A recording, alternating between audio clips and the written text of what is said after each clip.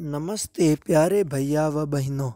आदर्श शिक्षण समिति बाड़मेर की गणित की कक्षा में आप सभी का हार्दिक स्वागत एवं अभिनंदन। आज हम कक्षा तृतीया के विषय गणित के अध्याय संख्याओं के अगले प्रकरण के बारे में जानकारी प्राप्त करेंगे।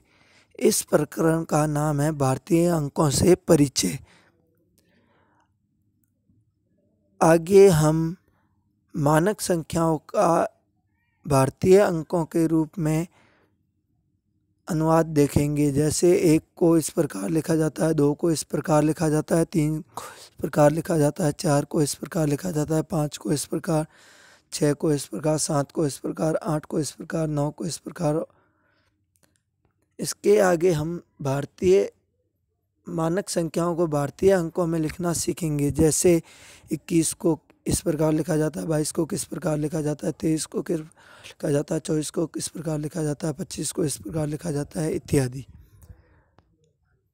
आगे हम किसी भी सामान की पर्ची किस प्रकार से बनाई जाती है वो पर्ची बनाना सीखेंगे। रानू नाम की एक बहन है जो छुट्टियों में अपने नाना के घर आई हुई है। उसके नाना जी की राशन की दुकान है। नाना जी ने एक ग्राहक की राशन की पर्ची बनाई जो इस प्रकार है: गेहूँ 40 रुपये, तेल 10 रुपये, दाल 90 रुपये, शक्कर 30 रुपये। इस प्रकार से कुल 170 रुपये हो गए। इसके बाद रानू उन संख्याओं को पढ़ नहीं पाई तो उसके नाना जी ने उसे बताया कि ये भारतीय अंक हैं। नाना जी ने आगे और बताया कि 1, 2, 3, 4, 5, 6, 7, 8, 9 इन हिंदी अंकों से भी संख्याएं लिख सकते हैं। तभी दुकानदार पर एक और ग्राहक आया और उसकी पर्ची बनाने के लिए नाना जी ने रानू को कहा तो रानू ने इस प्रकार से पर्ची बनाई: बिस्किट 17 रुपये, गेंद 39 रुपये, पेंसिल 6 रुपये, आलू 24 रुपये। इस प्रकार से उस ग्राहक के कुल 86 रुपये हो गए। अब आगे हम गृह कार्य के लिए कुछ प्रश्न देते हैं। अभ्यास के लिए कुछ प्रश्न। तो पहला प्रश्न है, नीचे दी गई संख्याओं को पढ़िए व उन्हें विस्तारित रूप में लिखिए। तो देखिए, सबसे पहला है 115। तो 115 को मैंने लिख रखा है 100 + 10 + 5। आगे देखिए दूसरा जो हिंदी अंकों में दे रखा है 220। तो 220 को पहले मैंने लिखा 200, फिर +20 और आगे 0। आगे 2 और क्वेश्चन दे रखे हैं, वो आपको खुद गृह कार्य के रूप में घर पे करने हैं। आगे है, निम्नलिखित संख्याओं को पहचानिए और उनके ठीक आगे व ठीक पीछे की संख्या लिखिए। तो पहला अपने पास है 187। तो 187 के ठीक आगे की संख्या क्या होगी? 186 और ठीक पीछे की संख्या क्या होगी? 188। इसके आगे एक और है जो अपने हिंदी अंकों में दे रखा है 310। तो 310 के ठीक आगे की संख्या क्या होगी? 309 और ठीक पीछे की संख्या होगी 311। इसी प्रकार से 2 और क्वेश्चन है, वो आपको गृह कार्य के रूप में स्वयं करने हैं। आगे देखिए, निम्नलिखित संख्याओं के पैटर्न को पहचानिए और अगली संख्याएं लिखिए। तो देखिए, पहला है 209, उसके आगे लिख रखा है 211। कितने का अंतर हो गया? 2 का। उसके आगे लिख रखा है 213। कितने का अंतर हो गया? 2 का।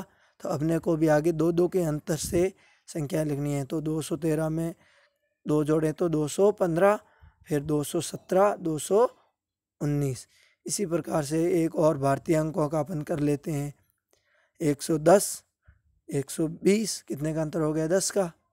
फिर 130, कितने का अंतर हो गया? 10 का। तो अपने को 10 के अंतर से आगे संख्याएं लिखनी है।